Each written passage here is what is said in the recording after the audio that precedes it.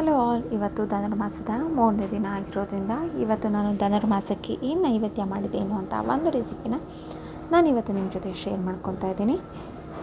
So ನಿಜ ಹೇಳಬೇಕಂತಂದರೆ early morning ಚಳಿ ಅಂತಲೇ ಅನಿಸೋದಿಲ್ಲ. ಸೊ ವೆದರ್ ತುಂಬಾ ಚೆನ್ನಾಗಿರುತ್ತೆ. ಆದರೆ ಆಫ್ಟರ್ 6 o'clock ಆಗ್ತಾ ತುಂಬಾ ಚಳಿ ಆಗಲಿಕ್ಕೆ ಶುರು ಆಗುತ್ತೆ. ಸೊ ನಾನು ಇದನ್ನು 3 ಡೇಸಿಂದ ಎಕ್ಸ್ಪೀರಿಯೆನ್ಸ್ ಮಾಡಿದ್ದೀನಿ. ಮತ್ತು ಇದು ಧನುರ್ಮಾಸಕ್ಕೆ ನಾವು ಚಿಕ್ಕ ವಯಸ್ಸನ್ನೆಲ್ಲ ನಮ್ಗೆ ಮಾಡ್ಕೊಡ್ತಿದ್ದಂಥ ಸಜ್ಜಿಗೆ ಅಂತಲೇ ಹೇಳ್ಬೋದು. ರವೆನಲ್ಲಿ ಮಾಡಿರುವಂಥ ಒಂದು ರೆಸಿಪಿ ಇದು. ಅದನ್ನು ನಾನಿವತ್ತು ನಿಮ್ಮ ಜೊತೆ ಶೇರ್ ಮಾಡ್ಕೊತಾ ಇದ್ದೀನಿ. ಇದಕ್ಕೆ ತುಂಬ ಕಡಿಮೆ ಇಂಗ್ರೀಡಿಯೆಂಟ್ ಕೂಡ ಬೇಕಾಗಿರೋದ್ರಿಂದ ಆದಷ್ಟು ಬೇಗ ಆಗುತ್ತೆ ಮತ್ತು ಮ್ಯಾಕ್ಸಿಮಮ್ ಅಂದರೂ 5ರಿಂದ 10 ನಿಮಿಷದಲ್ಲಿ ಮುಗಿಸ್ಕೊಬೋದಾಗಿರುವಂಥ ಒಂದು ರೆಸಿಪಿ ಆಗಿರುತ್ತೆ.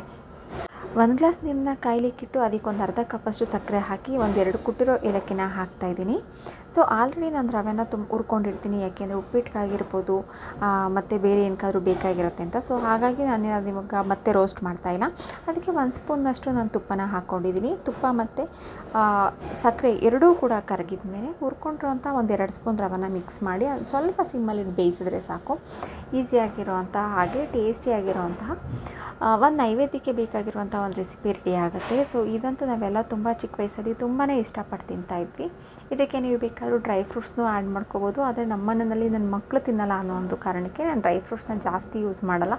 ಅವ್ರಿಗೆಲ್ಲ ಈ ರೀತಿ ಪ್ರಸಾದದಲ್ಲಿರೋದನ್ನ ಎತ್ತಿ ಪಕ್ಕಕ್ಕೆ ಇಡ್ತಾರೆ.